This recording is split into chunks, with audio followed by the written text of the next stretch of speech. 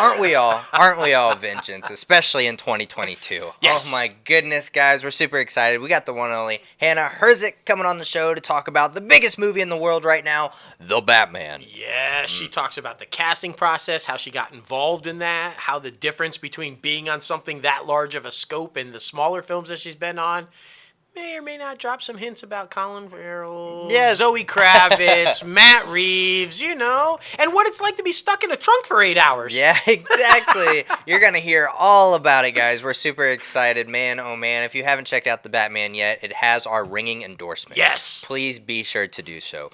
But that interview is going to be later on the show. Now, here's a word from our sponsor. This episode is sponsored by Self-Pause, a self-affirmation meditation app that helps you start your day, stay motivated, and love yourself. Because you guys know we have been talking about this subject a lot with our guests on the podcast about staying mentally prepared for the entertainment industry and how to do that when preparing yourself for life. So this app, Self-Pause, is definitely a way to keep your mental health on track. Absolutely. And here's the really great thing about it. It's available in the App Store, so you can get it no matter what you got, what kind of phone you got or whatever. And they offer 2 different tiers. There's a free tier and a premium tier. Now, if you're worried about the premium tier, guess what? You can try it out free for 2 weeks, 14 days, and then it's only $3.99 after that a month. I mean, to keep your mental stability and to keep positive and that's worth it. Exactly. Totally worth it. You guys need to check this app out. Do it. We love it. I think you will too. I really think so as well. Selfpause.com, and like he said, Google Play and the App Store on iOS, iPhone systems. Yes. But now it is time to get this crazy show started.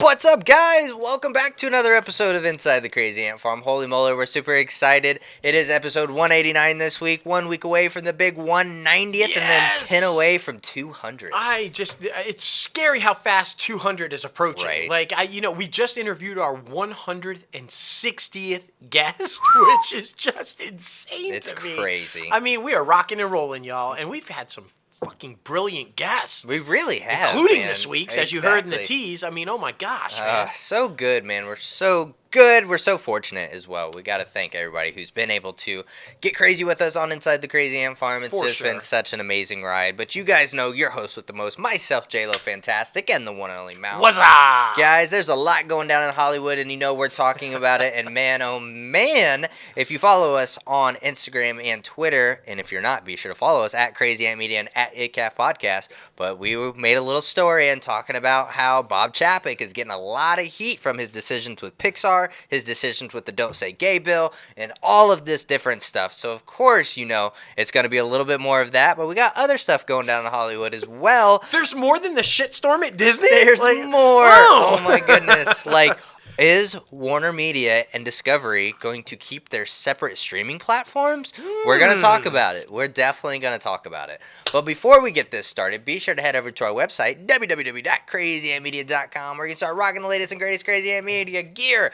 We got shirts, we got hats, we got freaking mouse pads, we got phone cases, we got it all, man. We have something for everyone. Yes. So that's why we are your one-stop shop for any of the crazy merchandise. And we're super excited for you guys to check out all of the merchandise gear. That's right. But man, oh man, let's get started with the juggernaut itself. Disney, man, another week and yet another freaking form of pressure on the CEO, Bob Chapek. Yes. And that increases as the fallout continues from his missteps regarding, like I said, the Florida Don't Say Gay bill.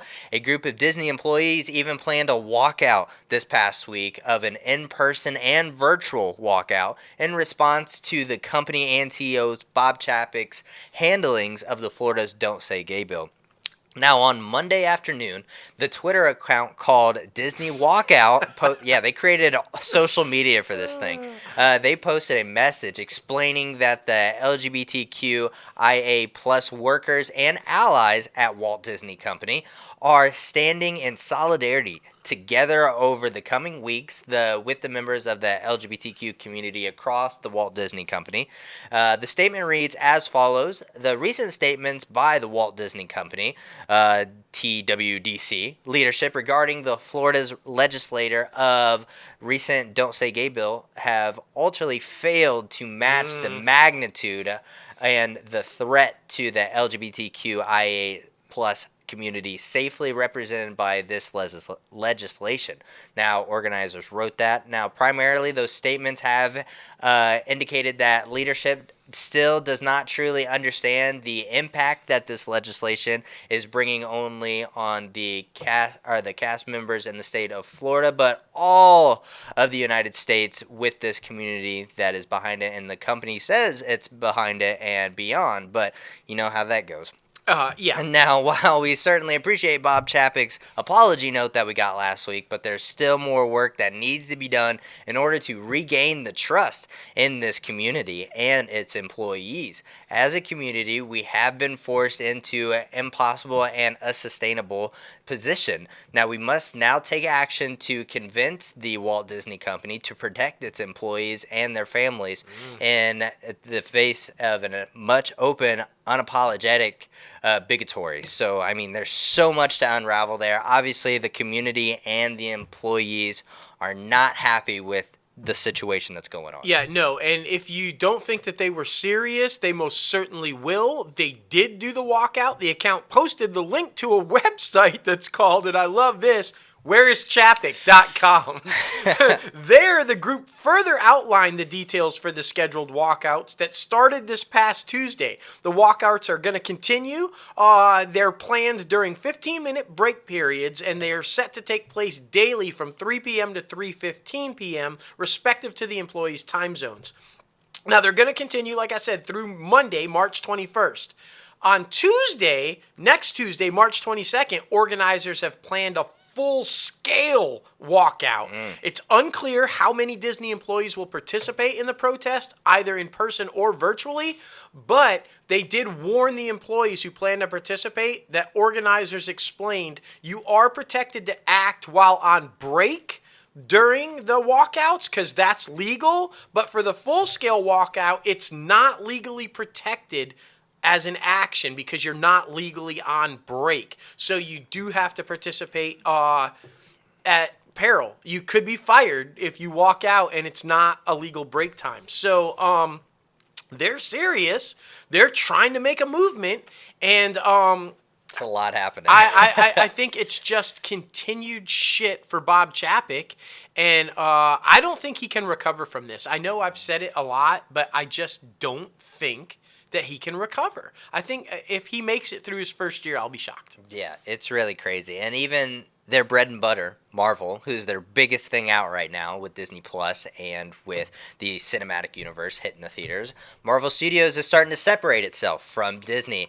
It could be seen as an attempt to, separate from the company. Walt Disney Company released a statement denouncing the anti-LGBTQIA legislation. Marvel's official words come after a week of controversy surrounding Disney's lack of public response against the Florida's Don't Say Gay bill, and the statement reads as followed: we strongly denounce any and all legislation that infringes on human rights of the LGBTQIA plus community.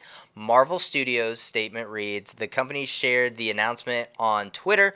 Now Marvel Studios stands for hope, inclusivity, and strength, and we are proudly standing with the community. Today, we pledge to continue our strong commitment as allies who promote the values of equality and acceptance and respect. So, yeah, they're definitely creating that separation right there, which who can blame them, man? I mean, they're the biggest thing in the world right now when it comes to entertainment, so they can't tarnish that. And at this point, when bought by Disney, Marvel was in trouble and they were scooped up, and now they could safely break off from Disney and not have a care in the world. They would be fine. So I get the separation, and Disney should be paying attention. They really should. Now, in another too little too late move, in my opinion, Chapek and the boys responded to the removal of gay scenes or LGBTQ content in their Pixar films.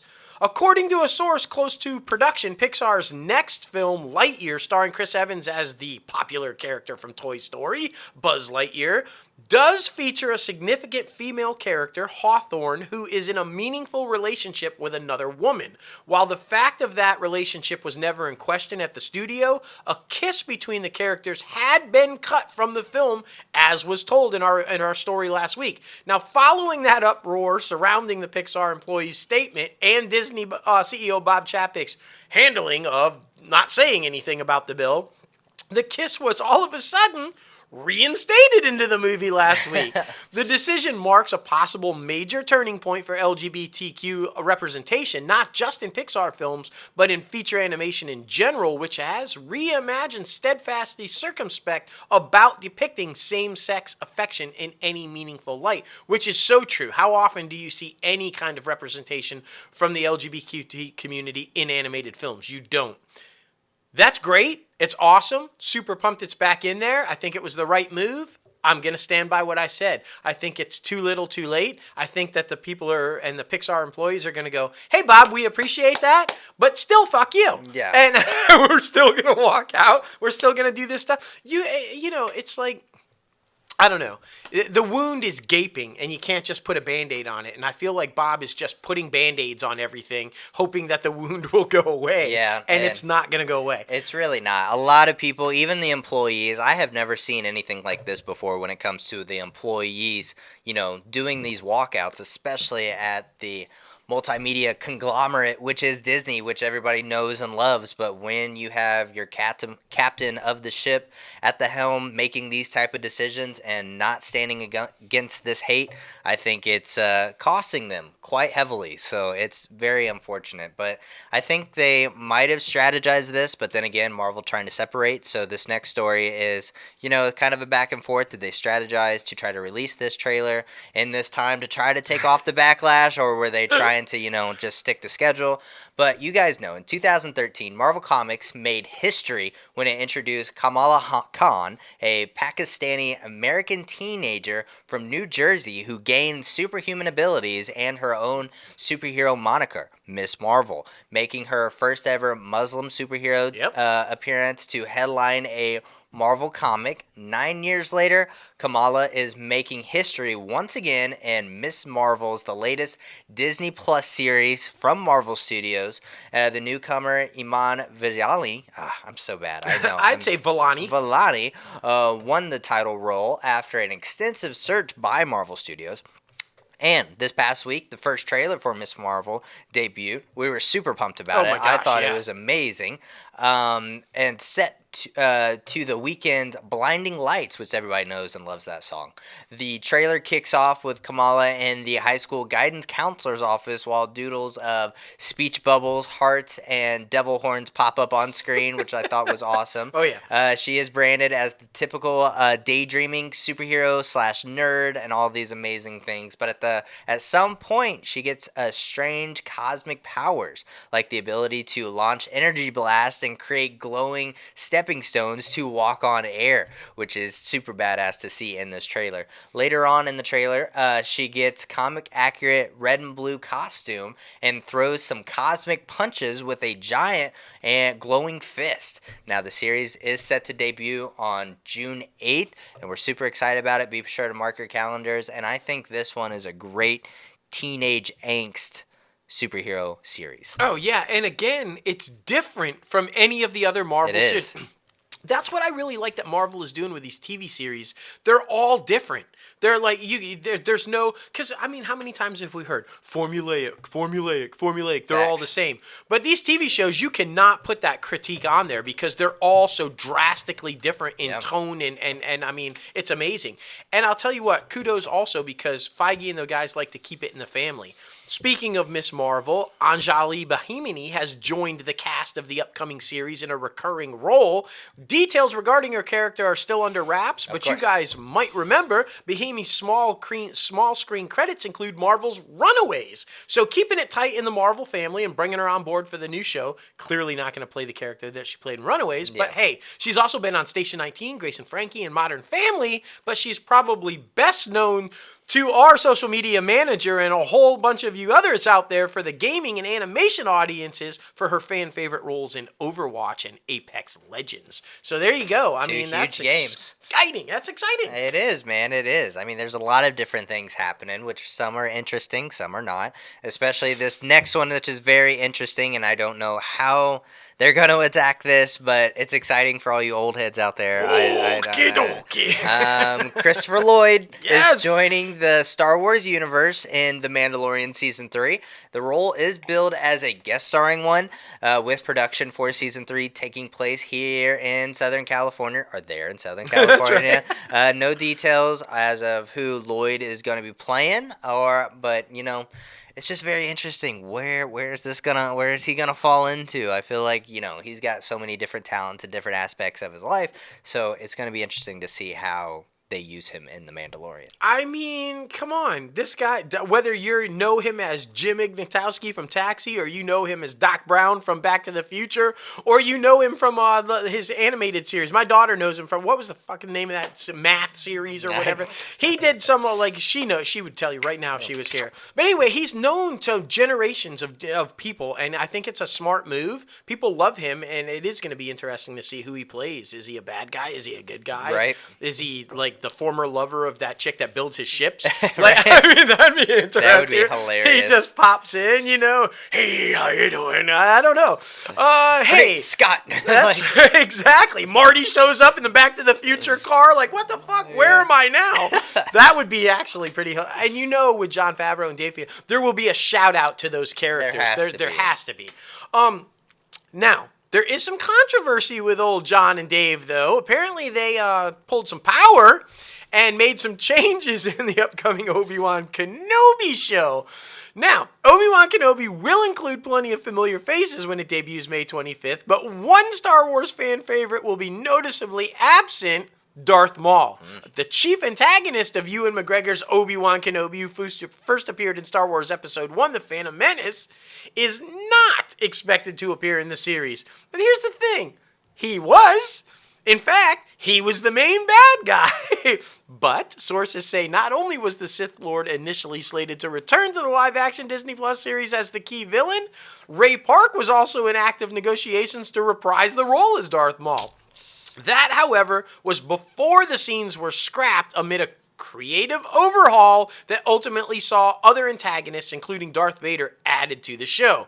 Now, here's how it went down, apparently. A Lucasfilm source contradicted the account, saying Maul was never intended to return to the series, but we have heard from inside sources that apparently Favreau and Filoni saw the script for Obi-Wan Kenobi and started freaking out that it was a little bit too similar with Obi-Wan mentoring a young Luke Skywalker and kind of going through the phase, and they're like, shit, that's a whole lot like Mando and Baby Yoda, and we can't have that. So they scrapped it. They apparently said, we're not okay with this. You guys need to change this shit up. To which Dave said, hey, how about the Grand Inquisitor? Which, of course, reports to Vader, which means Vader's in and Maul is out. That's what we hear went down, and that's how the changes happened. And sorry, Ray Park, and anybody who was hoping for Darth Maul. Yeah, it's very interesting because I don't remember if it was either in the original Clone Wars or Star Wars Rebels, but they used that Obi-Wan Darth Maul returning storyline. So, but with the whole Mandalorian thing, I could understand them not using that. But I mean, going back to source material is also a really great thing. But I guess they just really couldn't get their legs on the ground when it came to Darth Maul. And all you Star Wars people, you get that joke because he got sliced in half. That's right. You could totally do an X-Men joke too. He was Toad. He was Toad. I mean, so legs on the ground bouncing all right. Yeah, you could do so many. Ray Park is such a talented guy, right. Dude. We're sorry, bro. We're sorry. Come talk to us. Come on the show. Exactly. That would be fucking epic. ABC's breakout hit comedy Abbott Elementary has been renewed for season 2. Now, this one has become ABC's top-rated new comedy comedy in 2 years among adults between 18 and 49. Currently ranks as the season's #1 in the comedy in that demographic. So kudos to them. Yeah, I mean, it's rocking and rolling. It seems like every week we're talking about that show. So For sure. Okay, now this one I just don't even get. You guys saw the big finale of The Bachelor, right? And he kind of left 2 girls just like totally heartbroken. Yeah. It was awful, right? And we know the whole gist. Normally the person that he chooses or doesn't choose, I guess the runner-up always becomes the Bachelorette on the next season. That's how that kind of thing goes. But he left 2 brokenhearted. 2. So ABC's picked not 1, but both of those girls for its next season of The Bachelorette, making history a franchise first. Both Gabby and Rachel will co-star in The Bachelorette season 19, which will air this upcoming summer, premiering on July 11th, with, of course, host Jesse Palmer returning. Now, ABC has not provided details as to exactly how that's going to work with the 2 leading ladies, other than saying in a press release that Wendy and Richie will stand by each other's sides yet again as they set out on a journey to find love. Very interesting. I mean, all I know is old boy did pretty well enough as the host where they're bringing him back for The Bachelorette. Facts. So, I mean, good for him. Good for him. But, I'm surprised this thing's still on. Hey. But it's got a huge cult following that It does. I just do not understand. It's just probably because, our junk. That's but, right. Now, Chris Sullivan is set to star in ABC's comedy pilot, The Son-in-Law. Now, Sullivan, it will star in the single-cam comedy as Jake, and he is a divorced dad with a 21-year-old daughter, so he's a little bit older. Jake never thought he would love ever again until Aisha coming along, and the problem is that Jake is a hardworking plumbing contractor, and he is, middle class, while Asia hails from the eloquent, uber-wealthy South Asian royalty. Polar opposites, if you ask me. Now, Jake wants to marry her, and while he still needs to ask her father for the blessing, the real stumbling block is her love being under control by her mother. So, I mean, you're completely missing that aspect. Who doesn't hide her feelings about Jake being all wrong for her daughter. So, man, oh man, that one's going to sound interesting. I'm just thrilled because long has Toby been one of my favorite characters on This Is Us. Yeah. So the idea that Chris Sullivan is getting his own show as a lead is fucking fantastic. He deserves it. Oh, I mean, I hope he does some singing on there too, For because sure. he's got an album and he's a singer, so maybe he's a singing plumber. That'd be fucking fantastic. Right. You can use that. Use it. Use it. Use it. I want you. Hey, remember that show about the National Park Service that Kevin Costner was behind, and he was going to bring it, and he was going to star and executive produce, All and then the good ABC stuff. said, "Meh, we're passing." Well, guess what? They weren't passing on the show, apparently. Just Kevin Costner. ABC has ordered a new pilot for the drama about the National Parks Investigative Services branch. The broadcaster commissioned a pilot for the project last year, as we just told you, with a different creative team, though ultimately, again, they decided to pass. Now, the original team, like I said, did include Kevin Costner as the co-writer and executive producer, but this new one, Costner's nowhere attached in any capacity in any way to the project. What that means, why that happened, we don't know. I'm sure it had nothing to do with Kevin. But, ABC is ABC. Could it just probably just another misstep by Chapek? Yeah, exactly. Let's just rack it up to Blame that. Chapek for everything. Exactly. You're mad that Costner's not involved? Blame Chapek. Where is Chapek? Exactly. Hashtag. Now heading over to Fox. When 911 Season 5 returns from hiatus on Monday, it's going to reunite with its spinoff of 911 Lone Star in a back-to-back time slot. Yes. Now, leading lady Angela Bassett will be pulling double duty as her character Sergeant Athena Grant appears on the Fox first responder drama as the brief crossover appearance on the Lone Star. The story will start on Lone Star, where there is a swatting incident and somebody is killed. Carlos, who is Rafael Silva, and Grace, who is Sierra McLean, feel personally affronted because they are used as weapons, I should say. They are trying to figure out where the swatting is coming from, and they trace it all the way back to Los Angeles. Which, of course. They keep swatting. That's right. That's right. I mean, if you guys don't know, that's a dangerous thing. Swatting is like where somebody reports a crime and they order the SWAT team out to the location. And this happens a lot. And people get killed because SWAT team goes in there with guns ablazing. And innocent people get killed because it wasn't a real crime scene happening. And I love that they're doing that into a story because it happens way more frequently than people realize. Yeah. Yeah. Hey, I'm excited about this one too. Oscar winner Marlee Matlin, who you can totally catch right now in Coda, which we think should be the fucking Best Picture winner. For sure. But she's getting ready to make her directorial debut in an episode of Fox's new anthology drama series, Accused. Matlin will direct an episode which features a deaf woman who becomes a surrogate and commits a crime of advocacy and protection. Now, Accused, as we told you last week, features a different cast each episode, and as we previously told you, Michael Chiklis, the man himself, is set to star in the premiere episode. I'm really excited about this show. I think it's going to be fantastic, and I love Marlee Matlin. Yeah, awesome. She's awesome. So okay, super excited. Excited. Hopping over to the bunny, Warner Media. AT&T announced that Samuel D. Piazza Jr. will serve as the chairman of Warner Brothers Discovery following the close of the deal to combine the two media companies. Now, Samuel, previously global CEO of PricewaterhouseCoopers. Yep. From 2002 until his retirement in 2009. He spent 36 years working at that company. Now, the Warner Brothers Discovery Board of Directors initially will comprise of 13 members, 7 appointed by AT&T and 6 by Discovery. Now, this is very interesting because, again, this is not a media company. Where did this guy come from? I mean, Pricewaterhouse isn't a huge accounting firm if anybody doesn't know, and you recognize the name because they're the guys holding the briefcases at the Oscars. Yeah. And that's about as close as they get to entertainment. I don't know. I don't understand this guy's why is he on the board of Warner Brothers Discovery? I don't know.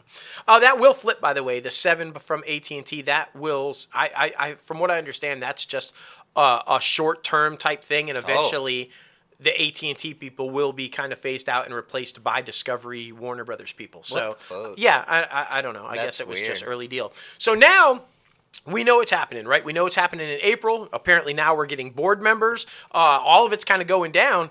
Real questions are starting to come in play because of all that content, including the thing that's the big thing right now that all these entertainment conglomerates are focused on right now, streamers, right? Well, Discovery obviously has Discovery Plus, they're streaming, and we know Warner Media has HBO and HBO Max, which are kind of a combined streaming service. Basically. So what's going to happen?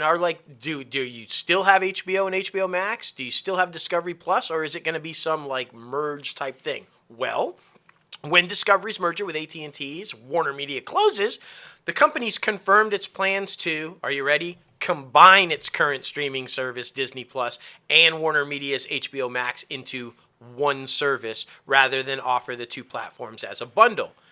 I think that's a mistake. Discovery Chief Financial Officer Gunnar Weidenfeld, who will also serve as the Chief Financial Officer of the newly combined Warner Brothers Discovery, said that Discovery is making preparations to combine the two streamers, making the first time the company has actually revealed any of its plans post-merger for Discovery Plus or HBO Max amid speculation that they could remain solo with a bundling option. Well, they shot that down. Discovery Plus currently costs $4.99 a month with ads, $6.99 without, and accounts for the bulk of Discovery's streaming subtotal, which company reported to be about 22 million worldwide subscribers. For HBO Max and HBO last year ended with a combined 73.8 million global subscribers. So that's the good news. You add that up, that's almost 100 million, which puts them on par with Disney and Netflix, right? Getting them up there. HBO Max is priced at $9.99 per month with ads and $14.99 a month without ads. On this past Monday, Gunnar did not give guidance regarding how much the combined streaming platform would cost consumers, though he did note Warner Brothers Discovery will introduce both ad-free and ad-light products. They're already one of the most expensive platforms, HBO Max. If you're going to combine them and then even cut the price just a little bit, it's still, in my opinion, going to be the most expensive streamer. And I just don't think that's a good idea. I think they should have gone like the Disney Plus Hulu route and just done the bundle. Yeah, completely agree. And I mean, I think, because I personally believe HBO Max is my favorite streaming service, and I personally believe that sometimes they just don't want to succeed, man. I'm just saying, like, as we go back to previous shows, Warner Brothers, get your shit together. Like, it would just make much more sense. This is a completely underrated streaming service. I mean, come on, you got Euphoria on there same day. You now got Winning Time, the Lakers HBO Max show and HBO show. But, I mean, I just don't understand why combining them is such a big thing. And, I mean, let's be honest about it. We haven't really heard a lot about Discovery Plus's numbers. So that's the thing that worries me a lot. I mean, they say that they have this amount of numbers, but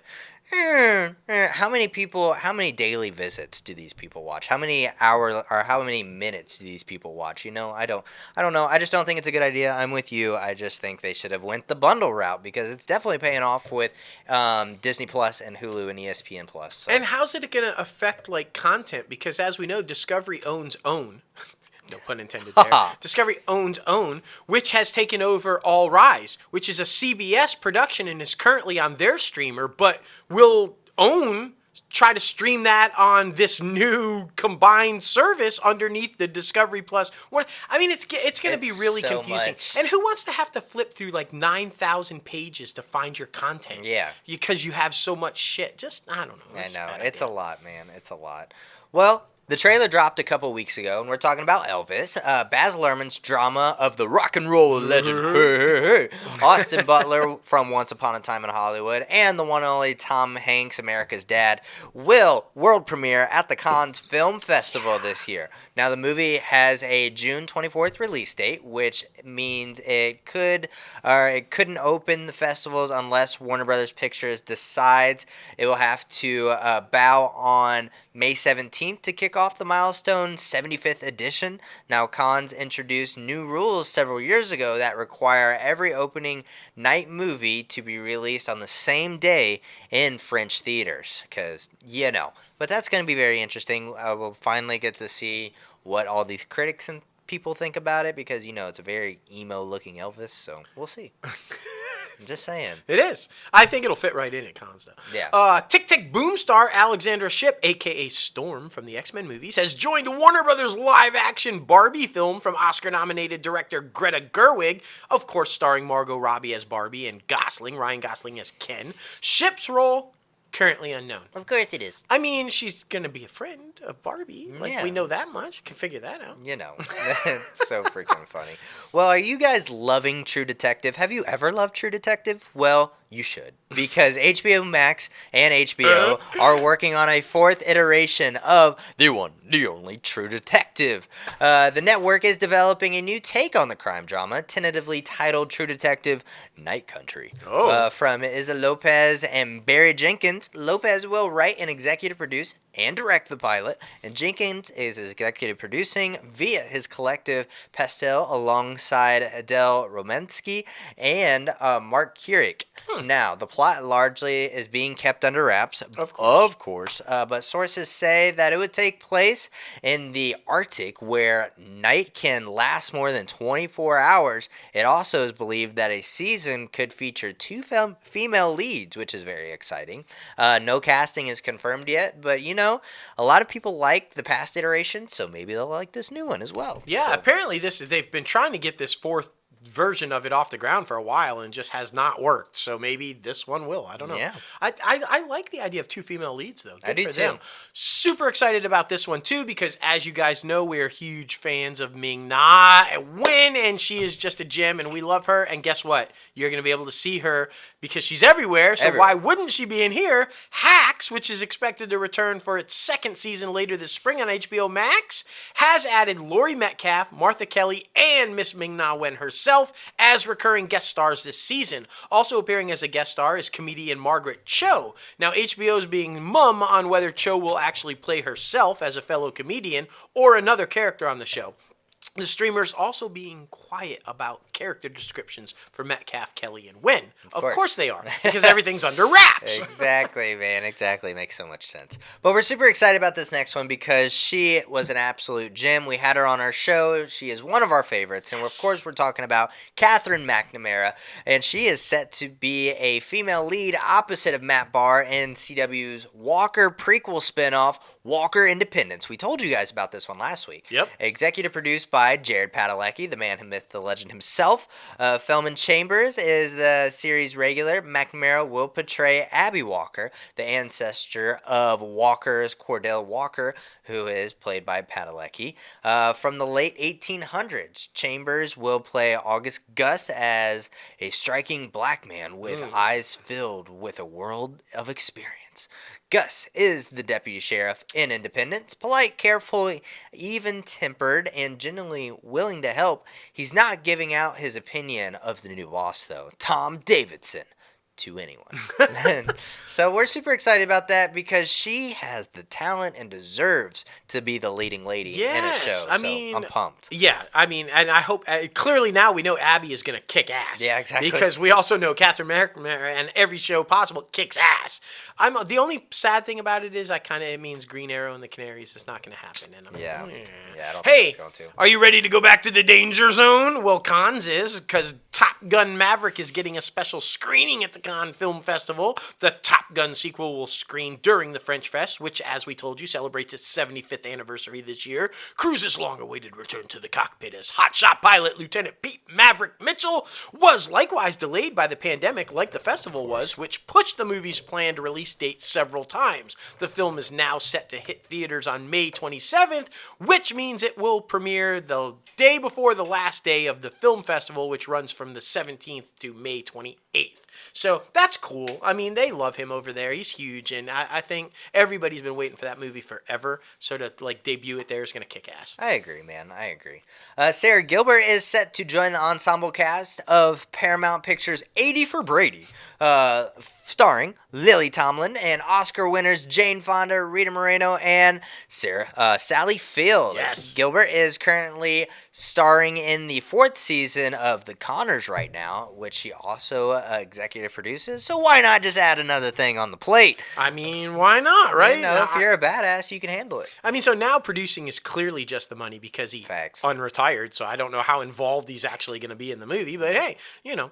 Hey, 2-time Oscar winner Diane Wiest is set to join Apartment 7A, a new thriller from Paramount Pictures. John Krasinski and Allison Seeger are producing via their Sunday Night, along with Michael Bay, Andrew Form, and Brad Fuller via their Platinum Dunes. Plot details are being kept under wraps, but it's being described as a psychological thriller. It is also unknown who Wiest will be playing. Well, one thing's for certain, if Krasinski is involved, it will be awesome. Facts. And if Bay is involved, shit will blow up. Facts. I mean, so there's 2 things we can definitively know about the film. Exactly, right there. I mean, you can check those off the list. Oh, man. Well, not only is this man in high demand on ABC, but he's also in high demand on CBS. Yeah. We're talking about Skylar Astin, who is, like I said, in high demand and staying very busy. Last week we told you that he joined ABC's Grey's Anatomy for a recurring role, and now we can confirm that he has also been tapped as the lead role opposite of Gina Davis in CBS's Mother and Son legal drama pilot that we also told you about on last week's show. Astin will play Todd, the talented and directionless private investigator who is the black sheep of his family. Despite their opposing personalities, he agrees to work as an in-house investigator for his overbearing mother, who's played by Davis, of course, a successful attorney reeling from the recent dilution of her marriage. So a lot of stuff happened, and I wonder if there's going to be anger there, because, what if he's on his dad's side about that shit? So, right? I don't know. And this is interesting to me because call me out if I'm wrong. Send your comments, shoot at me. But I don't think I can recall anything where Skylar Astin has ever been like a douchebag or a bad guy. Right. So for him to be kind of playing the black sheep of the family and this controversial guy with his mom, I'm excited to see him play that. I am too. I hope he just sings during both of these shows. I'm just saying. He's got a great voice. He's got a great freaking voice, man. I'm super freaking pumped for him, though. Well, this one I'm kind of sort of pumped and then not pumped because I do love Whitney Houston. I was a huge fan. One of the first concerts I ever saw when I was young. But also, let her rest in peace. Entertainment Tonight will release never-before-seen footage, apparently, of the late Whitney Houston in their new CBS special, Whitney, A Look Back. It's set to air April 2nd at 8 p.m. on CBS and will be available to stream the next day on Paramount+. Now, Entertainment Tonight, which is also producing the special, will release the footage from its vault in addition to new interviews with stars including Dionne Warwick, who's Whitney's aunt for anybody that doesn't know, Clive Davis, who discovered Whitney Houston, who if anybody doesn't know, Cece Winans, who's also related to her, Monica and Kelly Price. Airing shortly after the 10th anniversary of the singer's death on February 11th. God damn, 10 years already? Right. The special will explore the days leading up to and following the tragic day in 2012. The announcement of Whitney A Look Back comes as the singer's estate has seen its earnings quadruple over the last 3 years, ever since Primary Wave Music took control of half of Houston's assets in 2019. So this is a money grab. Let's just be honest about it. They're seeing a rise in price, so it's a money grab. Well, was she the same artist that they were going to go on tour with the hologram and shit? And so, I mean, her estate, man, I mean, they're doing a lot of crazy stuff right now. It And sucks. I mean, It sucks. for who? Yeah. For who? That's the question, because the daughter's dead too. Yeah. Right? Like, is this all going to Bobby? Like, I don't know. Like, why? Exactly. Does he have any sort of say? Like, I certainly hope not. That's Yeah. my opinion. I hope not. There's a lot happening, man. There's a lot happening. Well, there's a lot happening in the Star Trek universe as well. A lot of good stuff. Star Trek Strange New Worlds has cast Paul Weasley in the iconic role of James T. Kirk for Paramount Plus's show upcoming the second season. Strange New Worlds is due to premiere on Paramount Plus on May 5th, not May 4th. It was renewed for the second season back in January, with that the season was already in production. The show follows the adventures of Captain Christopher Pike prior to Kirk becoming the captain of the Enterprise. Weasley will appear as the young version of Kirk. He is now the third actor to play the character in a live-action project, most famously, of course, William Shatner, playing Kirk in the original Star Trek series, as well as in multiple films. Chris Pine has also played Kirk in 3 Star Trek films to date, with a fourth on the way. Now, you're a big fan. How do you feel about this casting? We'll find out. Yeah. Like, I am a huge fan of the original. I didn't hate Chris Pine playing Kirk, but I'm a Shatner guy. And it was very cool. Shatner did tweet at Paul and say, "Congratulations, keep my ship safe." Nice. Which, if you get the nod from Kirk himself, then you're okay. I think you're going to be all right. Hey, are you guys excited about this one? Because it's long been talked about. Will it, won't it, will it, won't it? Well, apparently it is. They dropped the trailer for it and everything, and we've got all kinds of news. We're jumping to NBC Universal now. Selma Hayek is set to reprise the role of Kitty Softpaws in Universal's long-awaited Puss in Boots sequel, The Last Wish, reteaming with, of course, Antonio Banderas, who plays the Poos. Hayek and Banderas will contend with a third amigo this time around, though, as Harvey Gillian makes his franchise debut in the role of Perro, Kitty and Puss's canine associate. Oh, they're adding a dog to the mix. Uh-oh. Also part of the A-list ensemble is Florence Pugh. That's going to be awesome. Olivia Colman. I think Florence Pugh, I read, is playing Cinderella. Nice. That's going to be interesting. That'd be cool. Olivia Colman, Wagner Moura, Ray Winstone, and John Mulaney. The Last Wish follows the daring outlaw Puss in Boots as he discovers that his passion for peril and disregard for safety have finally taken their toll. Oh. Very interesting. That sounds like a tragic ending. Oh, for sure. Yeah, that's saying. Let's see. But he has 9 lives, so we'll see. That's right. Oh, man. This next one's very exciting because I was a huge fan of The Young Rock. It did really well the first season. Sean Astin is joining Dwayne's The Young Rock for season 2 in the role of The Rock's childhood nemesis. A recurring guest star for the NBC comedy's upcoming second season, Astin will play Dr. Julian Acho. In Echo. In the show's Fast Forwards, Dr. Echo, who had run-ins with Dwayne as a kid, is now a chiropractor from Minnesota who holds a grudge. He appears 2 weeks before Election Day, claiming that Dwayne tried to kill him damn. Oh. A revelation that threatens to derail Johnson's presidential run campaign. So we're super interested in that because the trailer implies that he did not win the presidency. So it's going to be very interesting. I'm excited for it. Yeah. Hey, if you're a New Amsterdam fan, though, sad news for you. Yeah. You guys know it's currently airing its 22-episode 4th season, but it will end after season 5. Yeah. The 5th season will be shortened. Here's even more bad news, to only 13 episodes. The medical drama, of course, we told you, landed a 3-season renewal back in 2020. The season 4 finale is set to air May 24th. So buckle in, kids. You're getting one more with 13 episodes, and then it's out of there. Yeah, have fun with that. I mean, I'm not surprised. You got fucking Grey's and The Resident and Good I mean, there's Doctor. 5,000 medical dramas on the air, so, some of them can't survive. It's what it is. Girls 5 Eva is coming back for its 2nd season, and the girls have a new album with a little help from their record label owned by the Property Brothers. Oh. They will be joined this season by Amy Shertis and Neil Flynn, who have signed up to play the parents of Busy Phillips awesome. Summer. Now, the first season saw a few ups, a few downs, as they struggled to get back in their place as on the A-list chart.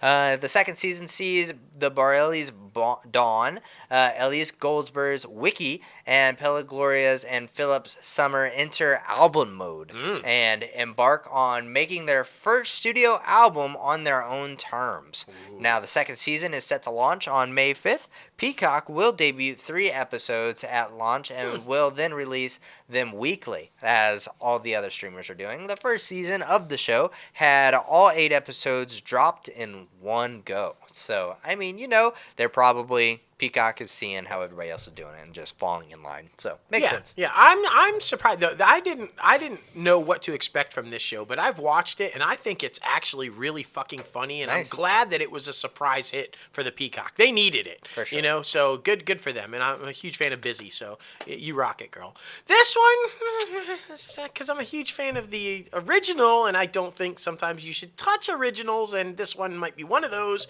And I love Selena Gomez, which makes it more hard and controversial for me. Yeah. Selena Gomez, Tanya Saracho, and Gabriella Ravilla Lugo are teaming up to do that. Was fucking good. That was good. I rolled that shit really well right there. Are teaming up to develop a TV comedy spin on, are you ready?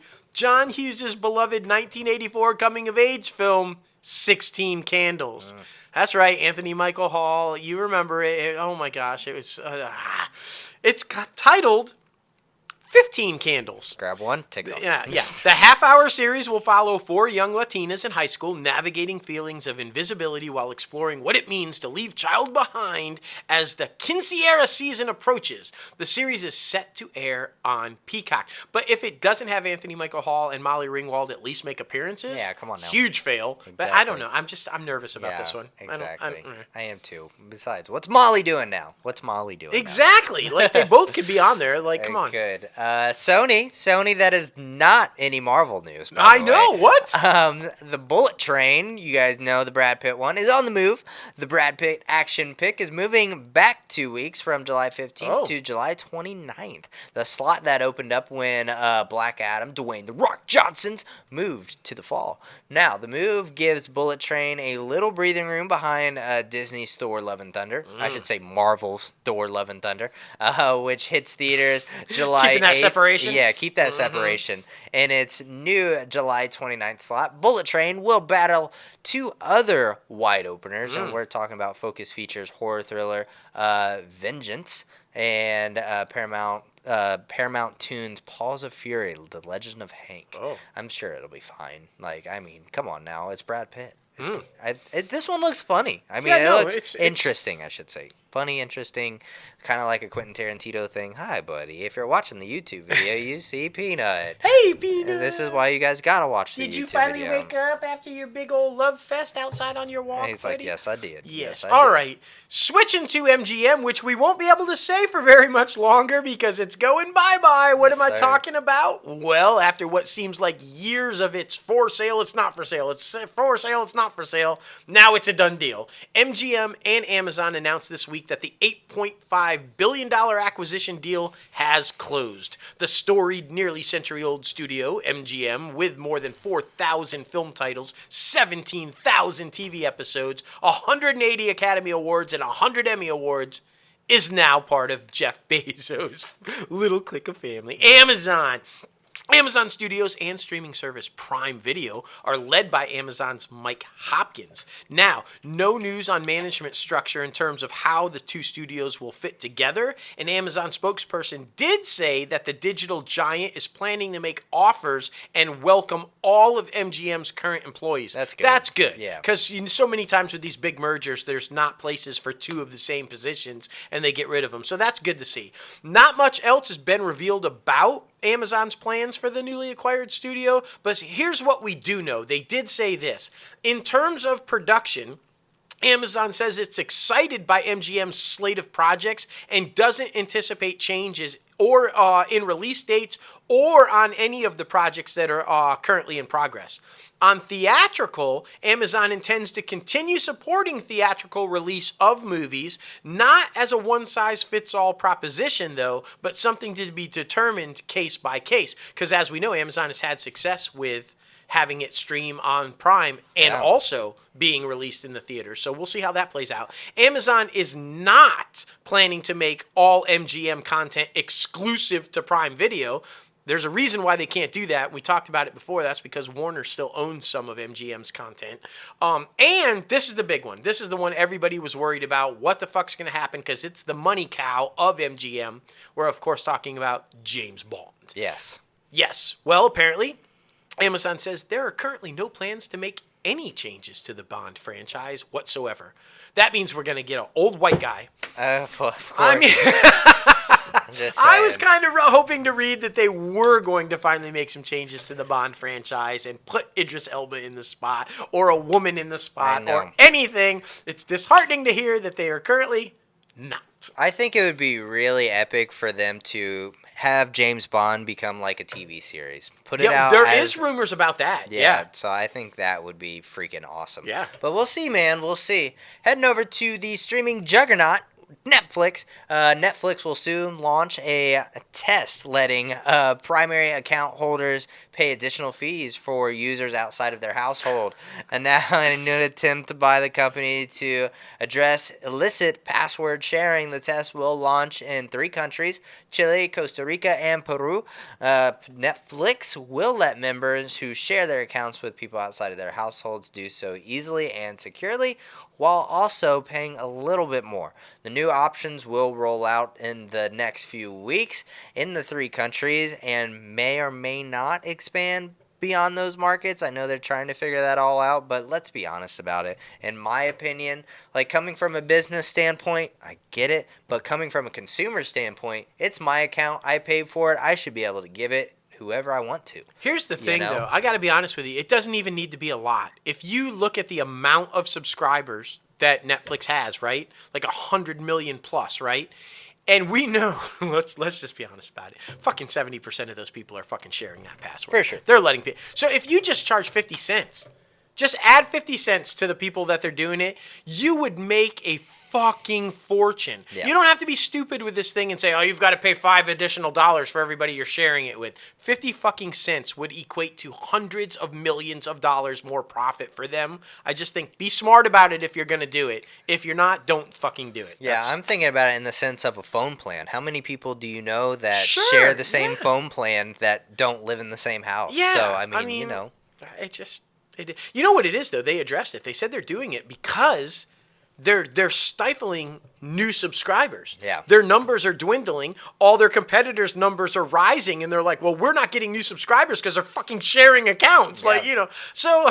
Well, and it would be cool, too, if they were to implement, like, that little additional charge and account for those additional people. Like, say, oh, yeah, I do have this extra person who is on my account that is in a different household, but you can count me as a subscriber and them as a subscriber. Yeah. So that would help. Yeah, and they say that the missing subscribers are like costing them in money to do new content. Yeah. But I'm telling you, 50 cents from how many fucking people that are like sharing passwords? You'd make millions. You'd make millions and be able to buy content or make content. So, be smart about it, Reed. Exactly. Be smart about it. Hey, this one sounds really good. We've been talking about this film, and Bradley Cooper all in. He's fucking brilliant. He's a great director. He's a great star, so it's going to be awesome.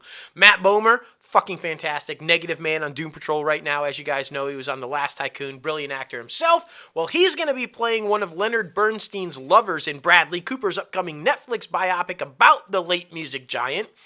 Now, multiple sources have confirmed the casting opposite Cooper, who stars as the West Side Story composer. Cooper also wrote the screenplay and directs, making it his follow-up to the Oscar-winning A Star is Born. Now, Bernstein, who died in 1990 at the age of 72, was married to artist Felicia Montealegre, and they had 3 children together. However, it was revealed after Bernstein's death that his wife acknowledged that he was gay and had sexual relationships with men over many years. Bomer's character is a clarinet player with whom Bernstein had a brief relationship.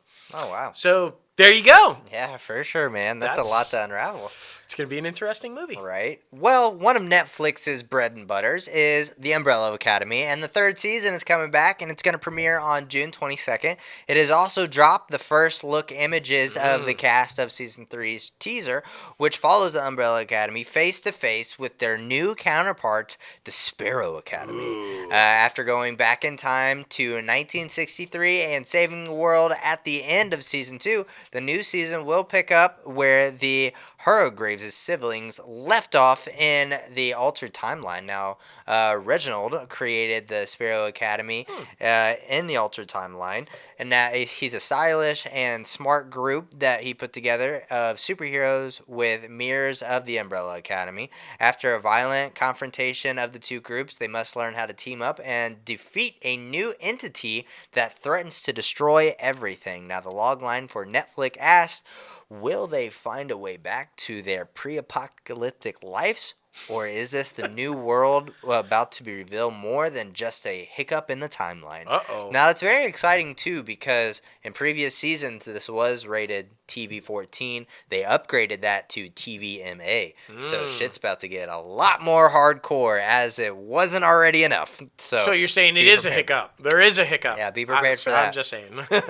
Hey, this guy's killing it, too. Fresh from his Oscar nomination from Belfast, star Ciarán Hinds is joining Netflix spy drama series Treason. Hinds will star alongside Olga Kurylenko, Oana Chaplin, and Charlie Cox, our man Daredevil himself, in the 6-part series, which comes from Oscar-nominated Bridge of Spies screenwriter Matt Carmen. The drama follows Adam Lawrence, trained and groomed by MI6, whose career seems set. But when the past catches up with him in the form of Kara, a Russian spy with whom he shares a complicated past, he's forced to question everything and everyone in his life. A triangular relationship forms between Kara, Adam, and his wife Maddie.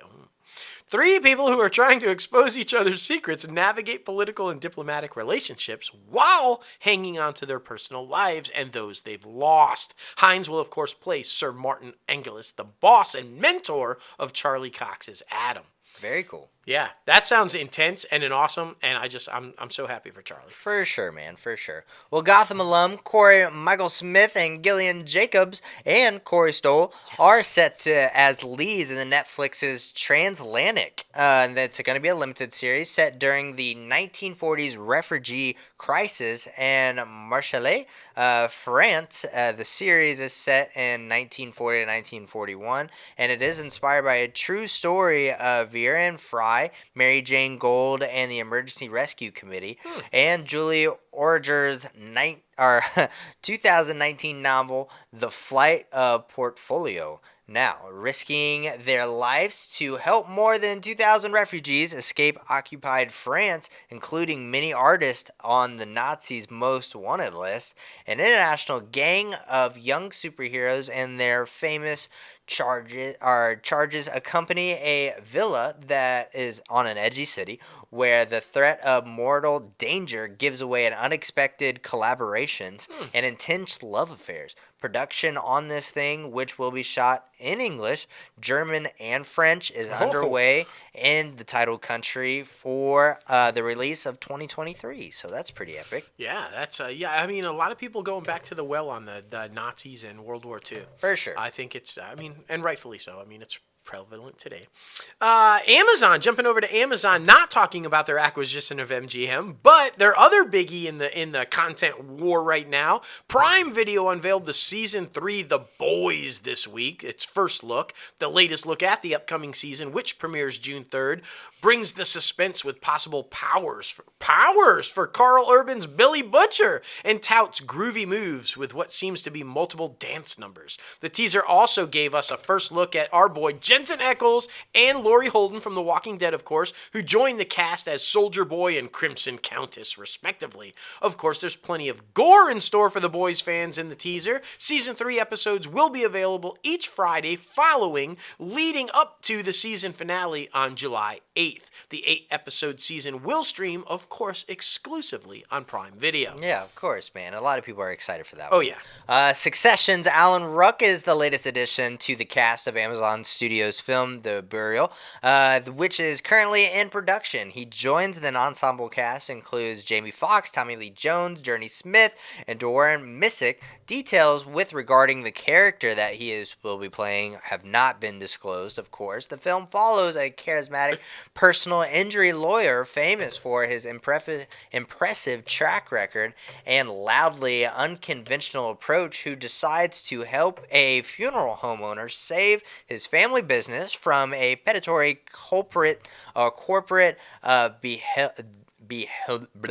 behemoth in a move to bring emotional renaissance to a dry contract law case. Now, the lawyer digs up an unexpected and complex web of race, power, and oppression that forces everyone to examine long-buried prejudices that they didn't know that they even had. So that's a lot to unravel right there. Yeah. That's an intense cast, though. For sure. So that's going to be really get it good. done. Oh, yeah, absolutely. Hey, you know who could get it done? Magic. Of For course. sure. And that's all you have to say. You know exactly who I'm talking about. And I just want to say the guy that's playing him on Winning Time on HBO is fucking awesome. For sure. He is doing a great job playing Magic Johnson. But we're talking about Apple, and Apple TV Plus has unveiled a trailer for They Call Me Magic, a 4-part docuseries looking at the life and career of Irvin Magic Johnson that recently debuted at the South by Southwest Film Festival and will bow on the streamer April 22nd. The new series offers a rare glimpse into the incredible real-life story of Johnson, who left his mark on history through his work both on and off the court, and continues to impact our culture today. It charts his journey from humble beginnings in Lansing, Michigan, to becoming the face of the Los Angeles Lakers and cementing himself as an all-time NBA legend, to changing the conversation around HIV and transforming into a successful entrepreneur and community activist. They Call Me Magic features never-before-seen interviews not only with Johnson and his family, but also with notables including Cookie Johnson, she's family, Yeah. E.J. Johnson, Larry Bird, LL Cool J, Snoop, Samuel L. Jackson, Michael Jordan, Shaquille O'Neal, former President Barack Obama, Fred Stavely Jr., Dwayne Wade, Jerry West, and Michael Wilbon. That's okay. Yeah, I read an article that said he was inspired by Michael Jordan's The Last Dance, so it makes sense. I mean, Yeah, he's sure. a legendary athlete, especially in the basketball community. I mean, coming on now, and I mean, especially bringing awareness to HIV and AIDS and all that stuff that was going down in that time. So I think it's very important, especially when, you know, he came back to the NBA and nobody wanted to touch him.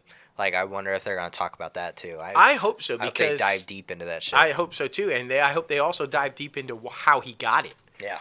being unfaithful to Cookie. And, Yep. like, you know, you got to talk about that, too, which they appear that they will be doing in Winning Time. Like, clearly, sure. they are setting that up. Exactly. So, I don't know. Super excited, man. Super excited about that one. But I'm also super excited about our guest segment, Yes! man. Hana Hrzic coming on the show to talk about the Batman. Yes. Oh, man. She's absolutely amazing. And someone that we've had on from over the pond. We were super excited because it's been a while since we had anyone over there.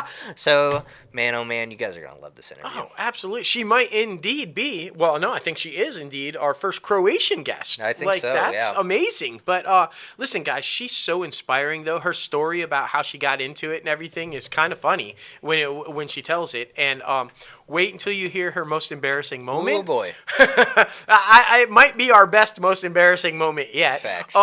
Plus, she tells such great stories about Matt Reeves and the experience of working on the Batman and how grateful she is and like all this amazing stuff. It's just a super awesome interview. Agreed, man. Agreed. Well, here she is. Hana Hrzic, welcome inside the Crazy Ant Farm. How are you tonight? I'm very good, very well. How are you? Oh, we're living the dream, and we are super pumped to talk to you because we have both seen the movie, and of course, we're talking about the biggest movie in the world right now, The Batman. Of which, I mean, for people who haven't seen it, somewhat spoiler here, you play a pretty integral role in the development of a certain Catwoman. So, we're excited to talk to you about this because it's a pretty important plot point. And we're super pumped to see how that all came together. But what we'd like to do at first, though, is kind of do a little introduction for the listeners who might not be familiar with your background and how you got started and everything. So let's start there. Was acting something that you always wanted to do? How did you kind of fall into that?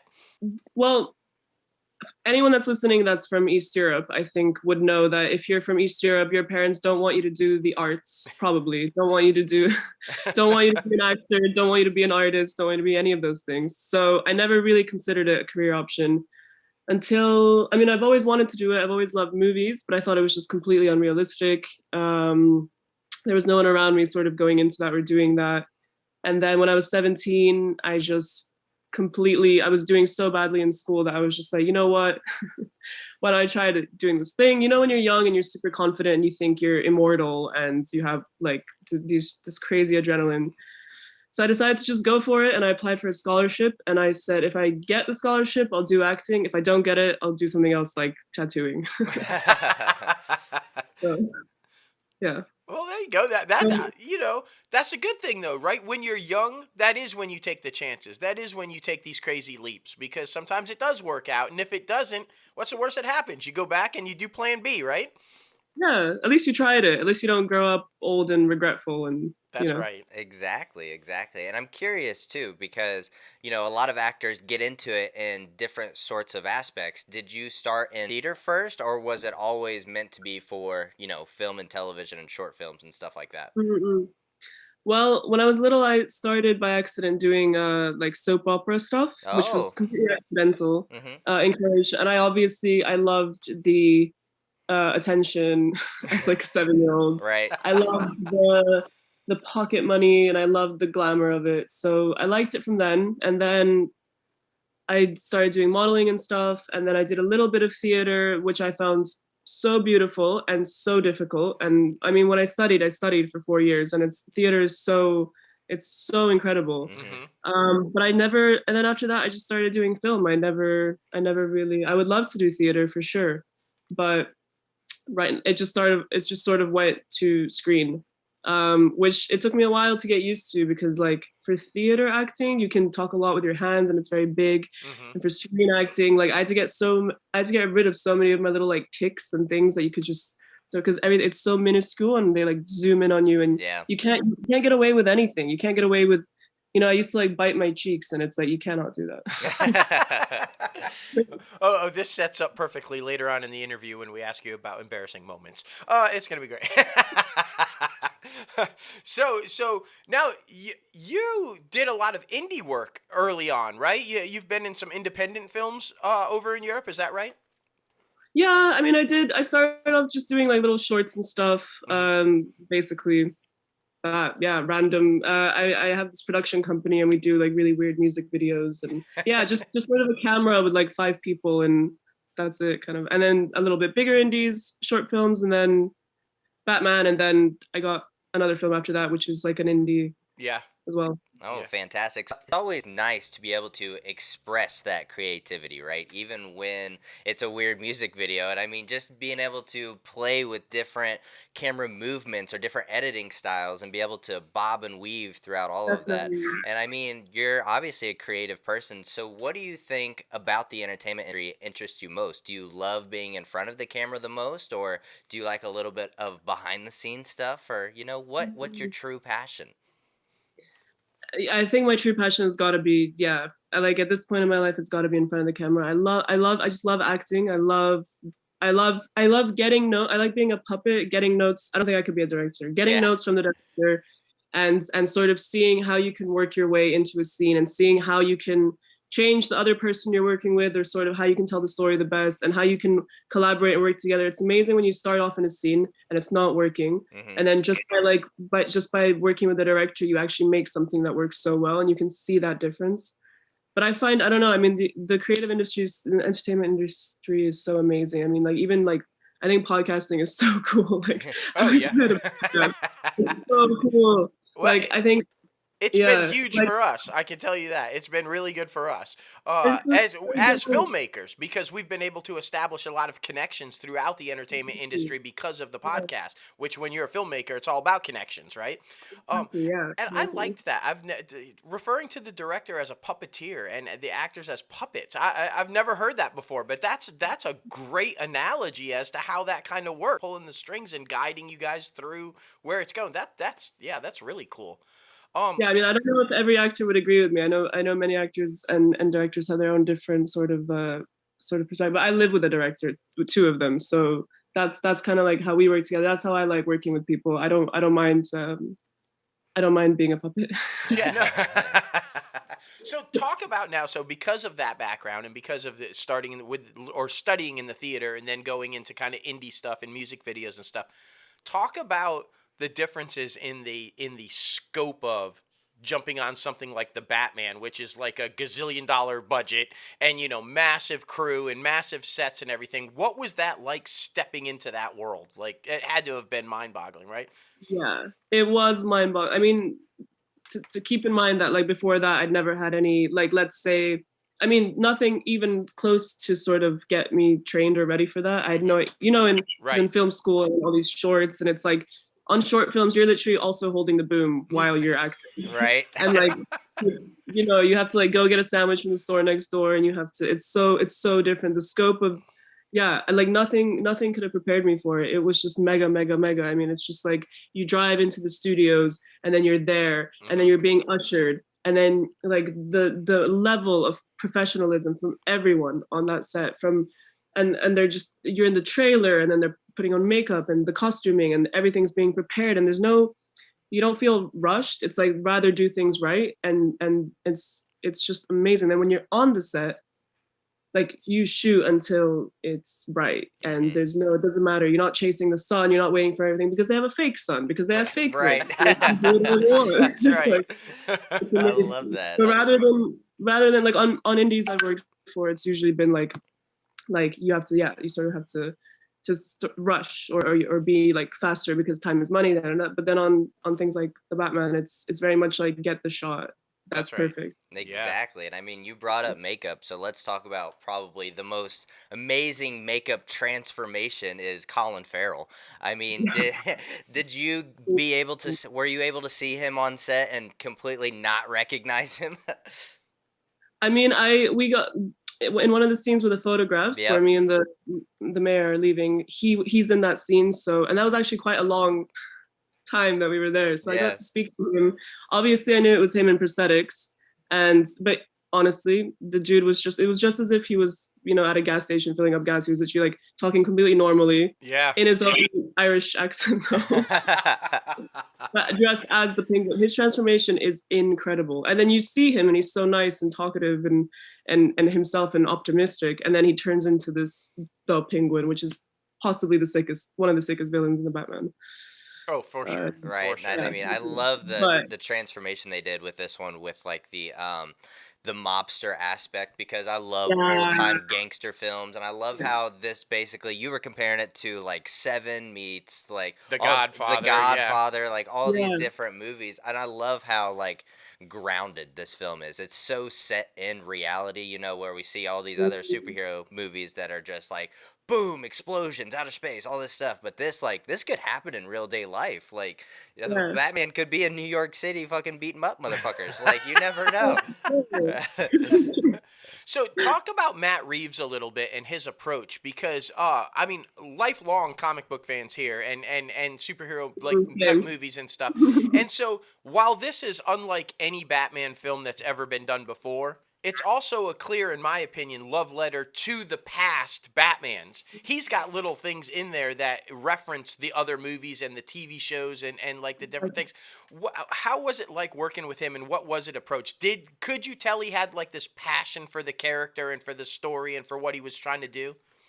Yeah, 100%. I mean, as you say, it's great that you, I, them, he, Robert Pattinson, all these people. It's great that in the bottom of their hearts, they're all comic book nerds.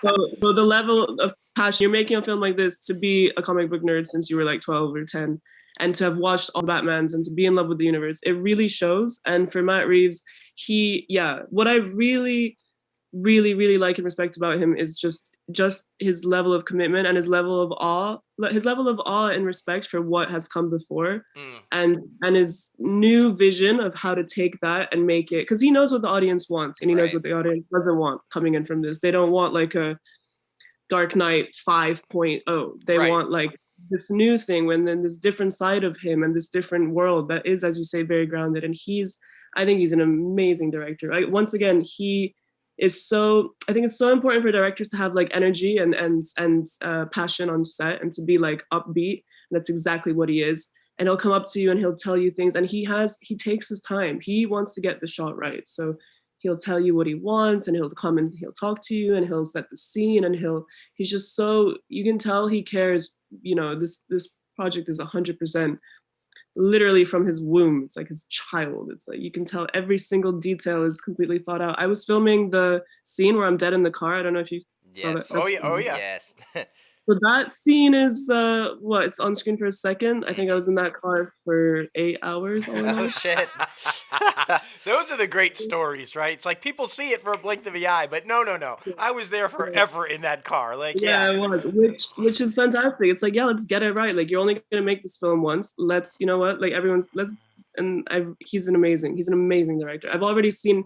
I mean, before stepping into this, I watched Cloverfield and everything, and I was like, this guy is gonna have a great take on this. And it is. It's so funny because his films are quite like, yeah, they are a bit emo, and then you meet him and he's so happy. Right.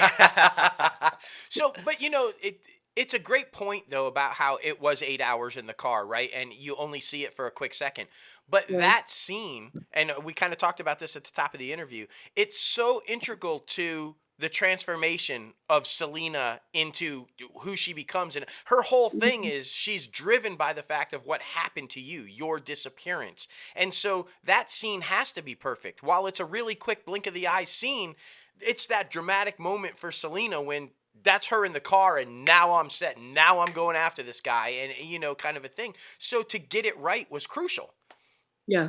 100%. It was like, I mean, and she's like, let's do it. No matter if it's 20 takes, 30, whatever. And that's just, the professionalism, the optimism of everyone on there.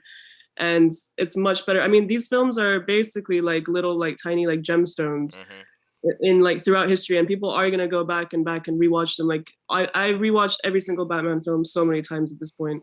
You just do. It's Christmas time, you watch it. It's summertime, you watch it. You're with your friends. So you might as well get it right. That's right. Exactly. And I mean, we were talking about it. They should re-release this thing more towards the Oscar season so that it could be nominated, because it's a beautiful film. It really doesn't feel like 3 hours. You feel like you're sitting there for a while, but it does not feel like 3 hours. The story flows very well. The characters all develop like perfection.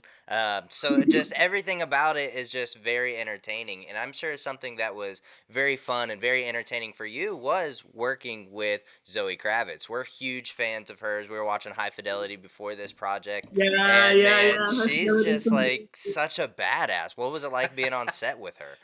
She is such a badass, and you're like, is she a badass in real life? She's a badass in real life. Yes. She's like, I think like even now as I'm talking about her, I'm like blushing. She is literally the coolest and prettiest person I've ever met in my entire Right. life.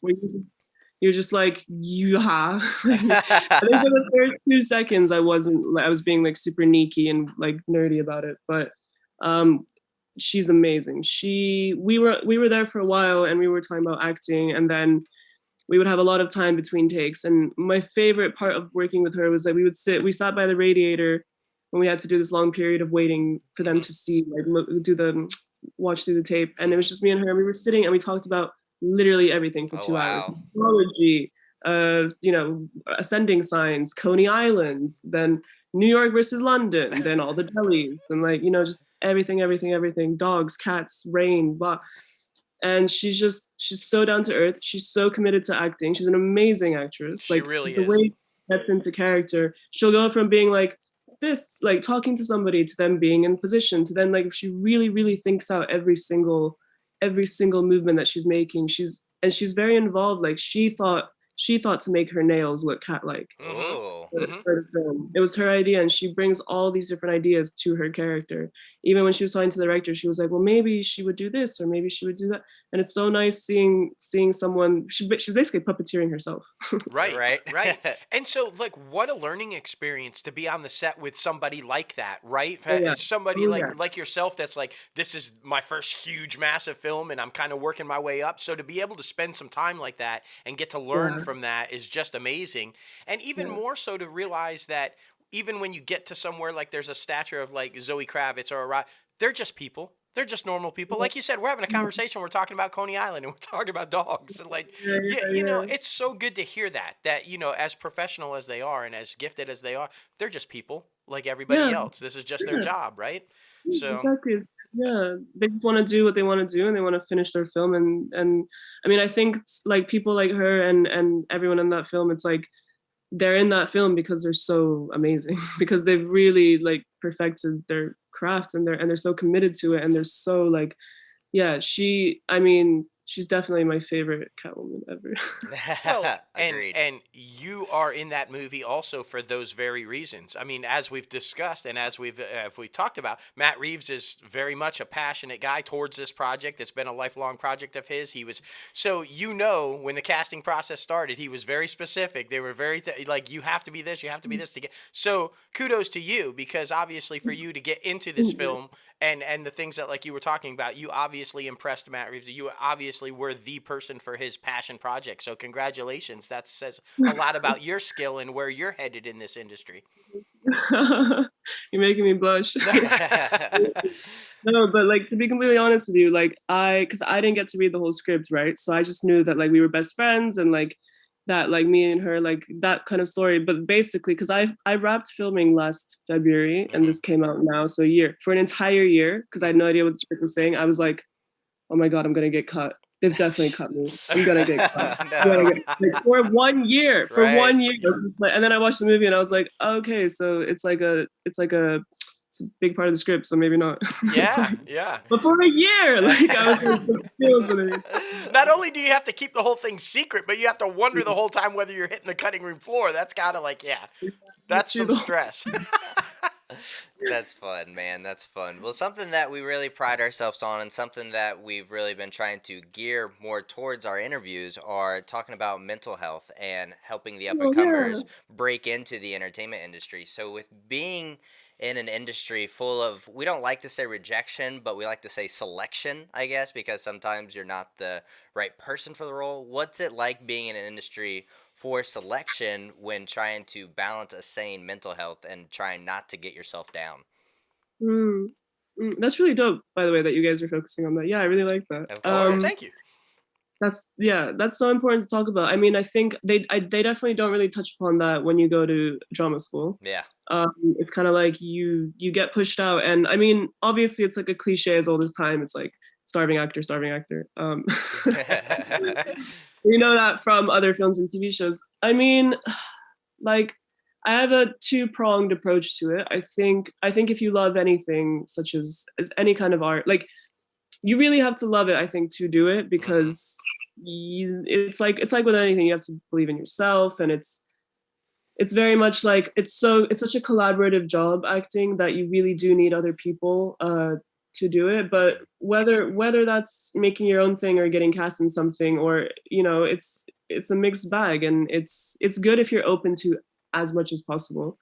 But yeah, the selection process is continuous, and it's all a lot, and I think it's really good to make sure you're good with yourself, and make sure you have like a good like group of people around you, people who are, they don't necessarily have to be actors, but people who like get it, people who get, Right. who help you understand your worth, and are also sort of not trying to put all of your worth in like financial brackets, or Right. like whether you have a mortgage. I think it's important to be surrounded by people who love you for you. It's important to work on your craft, just like go to acting classes and remember why you love it. And then if you really love it, then then no amount of selection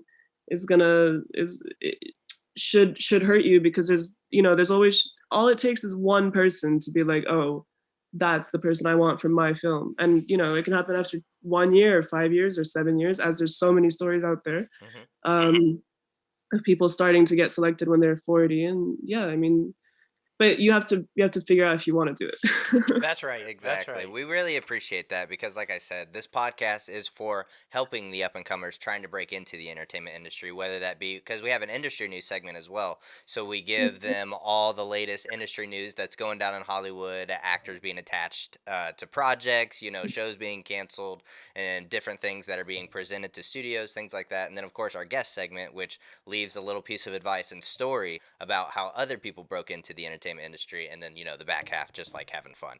But yeah, I mean, I think that's very important, because we've had a lot of people come on and say that you have to have a good group of people around you to continue moving forward, because if you isolate yourself and you're alone, if that time of selection, as we like to say, comes and you're not that selection, then it beats you up and it eats you out inside. So it's just very important to be mentally sane and be able to, continue moving forward. Be like, I didn't get that one. Well, it's on to the next one. It's just all about branding yourself and presenting yourself in the light of, it is a job, and we just got to continue moving forward.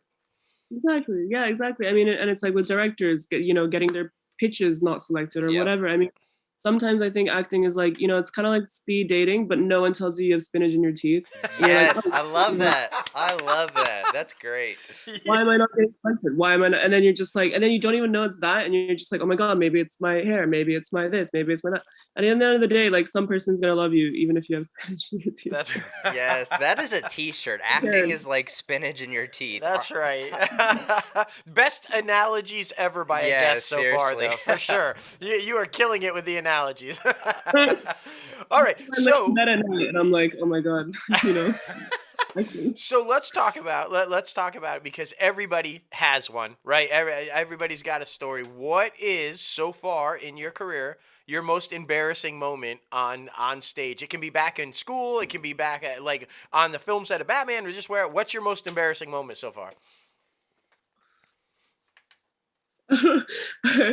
I think I'm not gonna name what it was for, but it ended up well. Okay. But I'm pretty sure because I had a Zoom audition a year ago or something. This is the only one off the top of my head. I'm sure I've been in a million awkward situations. It follows me like this aura of awkward situations. But basically, I had this Zoom audition. I was in a dress because it made sense for the character, and I 1,500% flashed the entire. Oh no. Like, director, casting director, everyone who was on the Zoom, 1,000%. And I knew it because they were like, because we went from having a really flowy conversation to having because I think I crossed my legs. It was like a that kind of thing. You know what I mean? Oh Yeah, goodness. yeah. Cross your legs, and it's just, you don't realize yeah. So the conversation was awkward. Then it smoothened out, and then ended up okay. But yeah, I was like, I don't know. You're like, shit. Cool. Well, yeah, all kinds of things there. What are they thinking now? Are they thinking I'm attempting this I did on on purpose? purpose. Exactly. Yeah, a whole Basic Instinct move. Like, what is going on? That's exactly what I was thinking. Yeah, but luckily I was wearing underwear, which is good, and I was also wearing nice underwear. Like, imagine if it had holes. Imagine if it was like SpongeBob. Imagine if it was like. Yeah, that's right. You had some big granny panty SpongeBob pants on. That would have been, oh my gosh, yeah. Oh Well, my I love the goodness. humor though that you were able to like say, "Hey, okay, that was awful, but it worked out and it was all good." And I think it says a Yeah. lot for you and for them that they were For able to them, just yeah. to look past that and go, no pun intended, look past that and say, "Okay, this is a good audition." Like, Yeah, exactly. good Yeah. story, good Oh my story. goodness, that is so freaking hilarious. Something else we like doing at the end of our interviews is asking what shows and or obviously movies are you watching right now? Is there something that you are just obsessed with and that are binging? Yes, I think I'm like 80% of the population right now. I'm binging Euphoria. Yes. Yes, it's awesome, right? This guy hasn't Oh started my season god. 2. This guy Uh, has not I started haven't season started 2. season 2 yet. I know. Look at that. has it all been spoiled for you? Do you know how it ends? No. I've been doing really well with kind of staying away from everything. So I've been like hushing him Wow. up, like Yeah, it's so Wow. it's so hard not to talk about I it know. because It's so hard not to talk about it. uh, And you also download every single song onto your Spotify, Oh, and facts. it's right. yeah, Yeah, the music is absolutely phenomenal. I mean, it's just, without doubt. everything. Yeah. Yeah. I do my hair based on it and makeup based on it. I love Euphoria. I've been watching. Yesterday I watched Black Hawk Down. I think tonight I'm going to watch Red Rocket, the new. Yeah. Have you guys seen Okay. it? Yeah. No, I haven't have seen it not. yet, but No? that's good. It's on the list to watch for sure. Yeah, Yeah. we're going on the we're trying to watch all the Oscar nominated films before the This year. Oscars. Oh, Yeah, so I sick. mean, we're pretty What have you? close. Yeah. Yeah. What have you seen?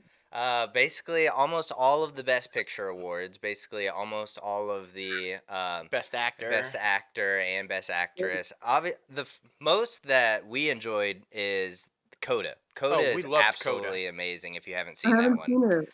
Okay. Laugh, you'll cry, like all the emotions, you'll get it in this film. It's Wow. beautiful. Yeah, and there's a Really? couple of really good short films too that we've watched. Audible is really good about a all deaf football team and how they struggle to get through, yeah, Good. it's really good. So, but yeah, we're just Wow. hammering through. We do a little watch party and we award ourselves a little golden Funko. So. So we try to watch all of them, and we go live with the podcast thing with our watch party. So yeah, Oh. it's Did you fun. guys watch is Drive My Car? Oh yeah, Drive My Car. Yeah. That's up on the. We were just talking about because it's long, like the Yeah, Batman. yeah. It's a very long Yeah. film, and it's Yeah. subtitled, and so you got to get ready to watch that one. You got to be ready. Yeah. Yeah, exactly. Yeah, This is so so we're funny. pumped though. The trailer looks amazing. The cinematography on that one is just beautiful. Yeah, So we're pumped to watch that one too. Definitely. But yeah. listen, thank you so much. I'm glad we were able to work out the times because Yes. we really Yeah. wanted to talk to you. You're amazing. Open invite. Anytime you ever want to come back on the podcast, we will make it happen. Yes. If Oh, you I'd just love want to to. talk You about guys are something, great. we got you. If you want to promote anything, we got you. We do a top 5 segment at the end of each of our episodes. This week it is top 5 board games. And just different things like that, mostly entertainment related, but this week top 5 board games because we like to show our personality and our Yeah, of backgrounds course. and where to come from, and so That's so dope. yeah, we like it. But what we like to do is have you obviously leave your social media handles for all of our listeners so they can follow you. Yeah, so it's it's difficult to spell. It's Hana, Hannah, and then it's Hrzic. So there's one vowel in that whole thing. Got you. All right, we will make sure we get that right so that everybody can follow you. Yes, 'cause- well, be sure to type it out too so that they know. Yes. They'll know. Yes. Amazing. Wow. Thank you so You much. have just been an absolute gem. Like, yeah, just absolute, so much fun to talk to, and yeah, we can't wait to. You said you'd be a tattoo artist, so now I'm curious about your art and what you do as far as the art goes. We'll have to have you come Okay. back on and talk about that. I'll give you a tattoo next time. Yes, hey, I'm all about that. That's cool. I draw too. I sketch also, so yeah, that'd be awesome. We can compare notes. I don't know if you'd want to trust me with a needle, but hell, I'll give you one too. It'll be fine. I'll do it. I want that ant tattoo. Yes, totally. We can Yes. totally do that, and you can give us our ant tattoos. That'd be fantastic. Well, listen, have a great rest of the night, and thank you You so too. much. And we can't wait to have you back on and continued success with the career because we know you're going to do big and huge things. Thank you guys so much for everything. Thank you so much. Of No course. problem. We'll be talking to you later. Yeah, you too. Bye. All Have a nice day, guys. bye. All right. Bye bye. Oh my goodness, that Wow. was absolutely amazing. Biggest Yes. film in the world with the most passionate person in the world. I mean, Hannah was just awesome. I mean, she was amazing. She's so humble and yet so aware of the situation and Yeah. what she's in and what's going on in the career, and just like, and great advice. Yeah. I mean, she's got it going on. She knows how to do it, and I think that's going to help a lot of people also trying to get into the industry to be inspired by that. I think so too, Wow. man. I mean, just a whole bunch to unwrap there. A lot of up and comers can really take a lot of pieces of advice from this interview. You are gonna love it. Take the leap. Take the lead. Do it. Do it. Thank you again, Hannah, for coming on the show. All right, now it is time for the top 5 segment, man. And this week it is top 5 favorite video games. Again, taking it just like back to childhood, man. I'm telling you, and this one definitively shows the age difference in us for sure. Oh, yeah, man. But I mean, this one there was no chance we were putting the same game on there. No. That it just was not going to happen. I know, but it's so freaking funny. I love it. But you know, with the filmmaker aspect in our lives and the storytelling, my number 5 comes to you guys as Red Dead Redemption 2. It's a classic Western game, very open world, very storytelling. You can either do the main missions or, you know, go off and do the side missions. And it's very much like 1883-esque, where it's like this group of cowboy gang and they're going into different cities and they're kind of outlaws, robbing banks and trains and all this different things. But the graphics on this thing, coming from Rockstar Games, I just think they did an amazing job. So that's why number 5 for me is Red Dead Redemption 2. yeah, absolutely. Well, my number 5 was everybody's favorite barrel jumper. I'm talking, of course, about our man trying to jump barrels to save his princess from the giant ape known as Donkey Kong.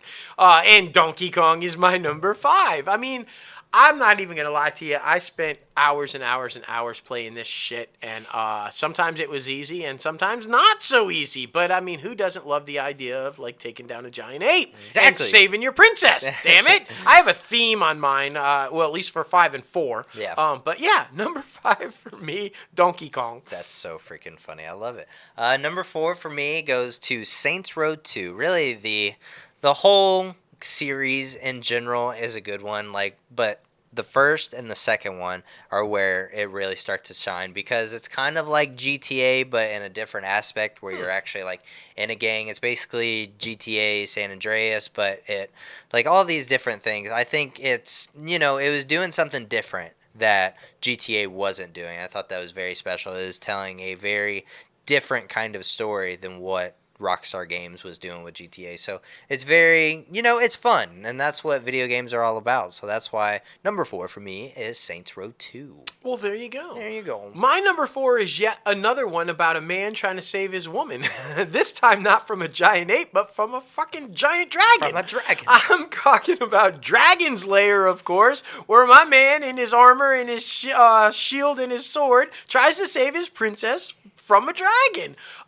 This is very much like now what you see and what you so much play, the role-playing game where you're taking your guy through this journey on a mission trying to save, you know, his woman, accumulating points, accumulating health, and kind of doing his thing. It's like old school of it. And I would literally, like, I first started playing this one at the arcade because it was an arcade game, and then they had a home version of it. But yeah, I put a lot of money in that machine to try to save that bitch, and I can say I never did. Never that saved dragon her. motherfucking killed me every time, home and in the arcade, and I fucking hate you. But I loved the game, so number 4 for me, Dragon's Lair. That's absolutely hilarious. Well, number 3, mine also has dragons in it. This is very Game of Thrones-esque, and we're talking about Skyrim. Bethesda Skyrim. It's so fun. It's such an open world game where you can choose your race. You could be like a lizard motherfucker. You can be like just a regular person. You could be a wizard. You could be like a warrior. Like all these different things that I feel like, you know, that take you back to that period in time. And Yes. It was right after I watched Game of Thrones all the way through that I played this. Bethesda had a beautiful open world game that I think carried on to Elden Ring, which is out right now, that a lot of people are playing. But I mean, you got to go back to the original Skyrim. So that's why it's on my list for number 3. Well, okay then. Yeah. All right, my number 3 is taking it old school. Very. My number 3 is John Madden football. Yes, I didn't call it Madden Explain. because Yeah, it gotta in explain. year 1, guys, year 1, very first game, it was John Madden Football, which now, of course, we know is just Madden whatever version, right? Madden 22, Madden whatever. But John Madden Football, absolutely by far one of my favorite video games of all time. My brother and I would play this relentlessly. My brother and I and friends would play this relentlessly. My favorite is when we would do Legends, because I would be the Cowboys playing the Cowboys, with my brother, of course, picking the Cowboys, as you guys know, our favorite team. Really did just love this game, though. We were football players. We loved football. It was our lives back then. And so being able to have such an awesome game. And back then it was still the leader in graphics and oh my God, this looks so real. Now it looks like a fucking old school Coleco game or something. Right. But it was amazing. And it was some of the best memories of my life playing that game with my brother. So number 3 for me, John Madden Football. Nice, man. Really good. Number 2. Where are we at? Yeah, number 2. 2 for me is Mafia 3. Oh. Now, this one, of course, you guys know I love the gangster stuff, but this one was very special because it's set right after the Vietnam War. You play as a veteran who just comes back to New Orleans. It's set in New Orleans, and you basically befriend these 3 different gangs and play them against each other, and you get to kind of choose your own storyline. But I think it's very special because they have a baby in this. If you've seen Supernatural, they have a baby, and that's the car you drive, and it's just super badass. But I'm sure you guys are seeing the trend on my list where it's very story driven, and that's what it's all about. I love a good story, so that's why number 2 for me is Mafia 3. Well, there you go. There you go. My number 2, I'm just going to say, I was legend. I was Buster Douglas before Buster Douglas. What am I talking about? I knocked Mike Tyson the fuck out. I'm, of course, talking about Mike Tyson's Punch-Out, which at first was just Punch-Out, right? And the big baddie was, I don't even remember who the fucking big baddie was. But when Mike Tyson became the badass that we all love, they, of course, capitalized on it, and they put him on there, and it was Mike Tyson was the big baddie that you had to take out. Well, little guy, good, But I learned the key, I learned the secret, and there's a tell with Mike, and once you knew it, you could take him down. And I had the best time of my life knocking Mike Tyson out more times than I can count.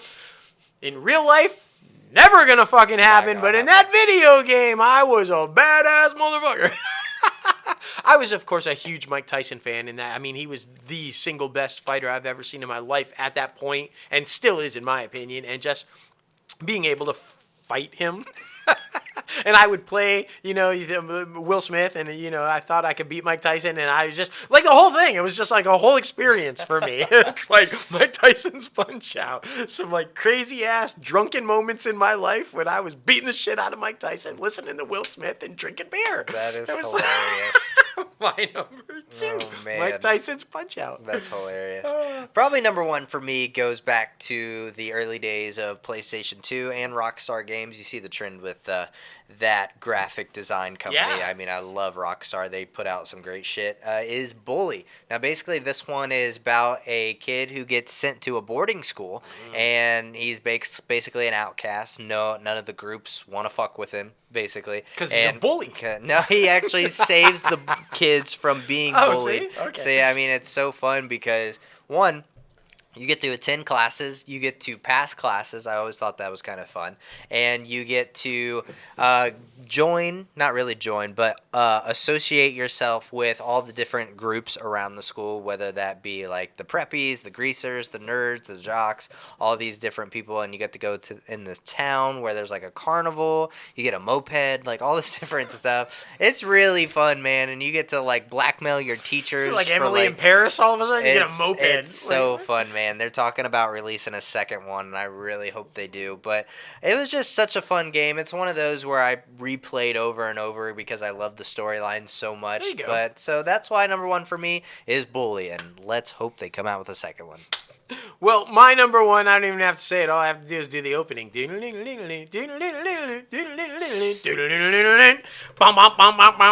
I'm, of course, fucking talking about Pac-Man. It's the most epic video game ever. If you haven't heard of it, bullshit. You've heard of it. Everybody has. It's still around today. It's made its way onto every video game platform possible. I have it on my phone. Exactly. Everybody, it's a mainstay mainstay in video games. Like, it's never gonna go away. I of course played it obviously in the arcade first, and then it made its way into those table arcades at like Pizza Hut and Miss Pac-Man, and then everybody's like fucking trying to do it. Then of course it made its way home on Atari, which was like a really weird version because it sounded different. It was all like bam bam bam bam bam. It was like really fucking weird. It's not the same. It's not the same. This is not Pac-Man. Like, you can't get the sound right, but I still played the shit out of it on Atari. Yeah, I mean, Pac-Man. Who doesn't like the idea of chasing those fucking ghosts down? You had to get real, like fucking. You had to be real. The eye-hand coordination, because sometimes those ghosts were fucking. You had to make fucking quick U-turn, like fuck, oh trying shit, to get the cherries, man. man. Whoa, yeah, because it's all about. You can, of course, you can eat all the dots, but if you eat all the dots and don't get the fucking cherries, what's the point? What's the point? So I mean, sometimes you had to be like, whoa, get the cherry and get the fuck out. Like, I mean, just. Pac-Man.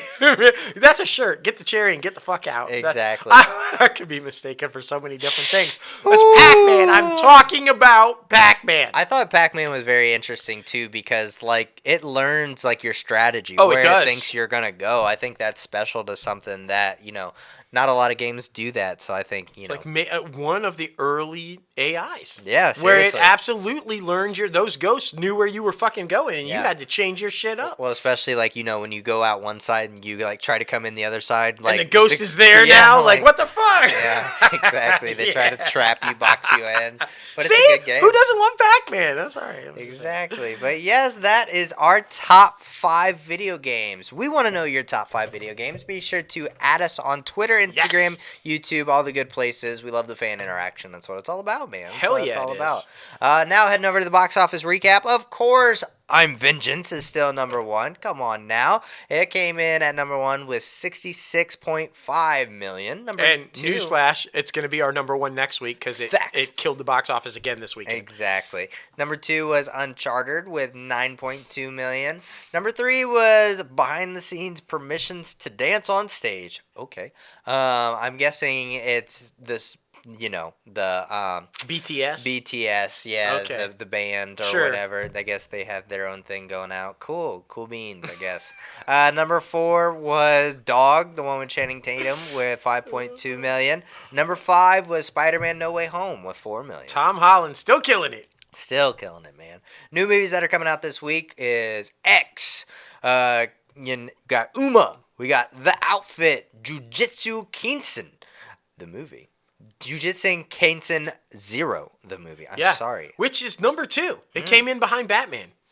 Never even fucking heard of it. Yeah. Like, it's number 2 at the box office now. Exactly, man. So many exciting things. And you guys know movies you can still go see are Death on the Nile, Raid Shaham, whatever the fuck that is, Sing 2, Jackass Forever, Scream, and select theaters. That one's actually on a streamer now if you want to check that one out. I think that's on either HBO Max or Paramount Plus. Yeah. And you guys know we love the IMDb Pro Top Trending segment because we use this thing every single week to, this is our news source. We don't watch fucking CNN. Well, we do. But we look at IMDb Pro way more than all the other shit. So be sure to subscribe to that. It's definitely worth the price if you're an up-and-comer trying to break into it. The top trending movie is, of course, The Batman. TV show is Pieces of Her. Never even heard of that one, to be honest with you. It must be new. And the top trending TV star the top trending star in general is Zoe Kravitz. Of course. Which we had a great story about. Like, Hannah shared a great story about talking about, life. Exactly, man. It's great. It's really freaking good. Well, guys, thank you so much for getting crazy with us on episode 189 of Inside the Crazy Ant Farm. We got to thank our guest, Hana Hrzic, for coming on the show once again. Be sure to follow her on Instagram at Hana Hrzic. And be sure to follow us on social media. Myself at JLo Fantastic and Crazy Ant Guy 1970. And of course, we have social media platforms for the company and the podcast at Crazy Ant Media and at ITCAFpodcast. And you guys know you can subscribe to this podcast anywhere you listen to your podcast. Now I'm talking about Anchor, Apple Podcasts, Spotify, Google Play Music, iHeartRadio, Podbean, Stitcher, and so much more. And if you're watching this video on YouTube, we appreciate you. Be sure to hit a like button on the video, subscribe to the channel, and ring the bell for all the latest and greatest notifications coming out of Crazy Ant Media. We want you to stay up to date. That's what it's all about. And be sure to visit our website, www.crazyantmedia.com, where you can start rocking the latest and greatest Crazy Ant Media gear. There is a new promo sale about to come out, so be sure to follow us at ITCAFpodcast and at Crazy Ant Media to stay up to date with those, so you can get it for the right price, man. That's what it's all about. But for reflecting on the show, I gotta say, it's always nice to go back and relive our childhood memories with the top 5 segment. Oh yeah. So that's fun. The Obi-Wan controversy, I thought that was very interesting. Putting their foot down with Kathleen Kennedy, because fuck her. But there's so many good things. I'm super excited about the new Marvel shows that are coming out. Oh, yeah. I mean, Moon Knight and Miss Maisel.